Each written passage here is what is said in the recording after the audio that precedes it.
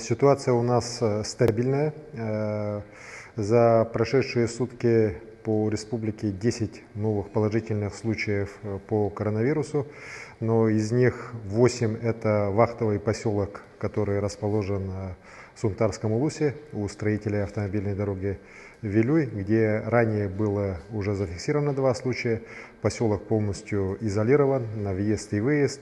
Вот сейчас, после необходимой изоляции дальнейших больных, поселок, еще раз говорю, будет на карантине до полного выздоровления всех больных, и соответствующие дезинфекционные меры на нем будут применяться. Еще раз говорю, что сегодня поселок полностью изолирован и угрозы населению Сунтарского улуса не существует.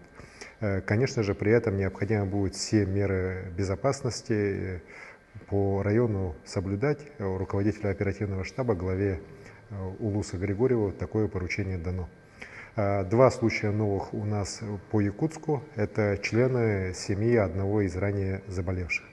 Как такой положительный факт отмечу, что впервые за последние недели у нас нет увеличения количества больных по Алдану. Все анализы, которые были вчера, они показали отрицательный результат. Также хочу как позитивные факты отметить то, что несколько сотен анализов, взятых у работников и у пациентов перинатального центра в городе Якутске, они тоже все отрицательные. Вместе с тем, те меры, которые у нас начали применяться, они в обязательном порядке должны быть отработаны. И только после. Пользуясь случаем, еще раз хочу сказать, особенности по той ситуации, которая у нас по городу Якутску, по анализу тех больных, которые сегодня у нас имеются, хочу отметить, что необходимо все-таки максимально соблюдать режим изоляции. Потому что когда пенсионеры посещают, мы видим это по биллингу некоторых заболевших, посещающие магазины, которые в городе Якутске работают, имеют огромное количество контактов среди родственников, друзей, знакомых, и при этом они сами в конечном итоге оказываются сегодня уже зараженными коронавирусной инфекцией.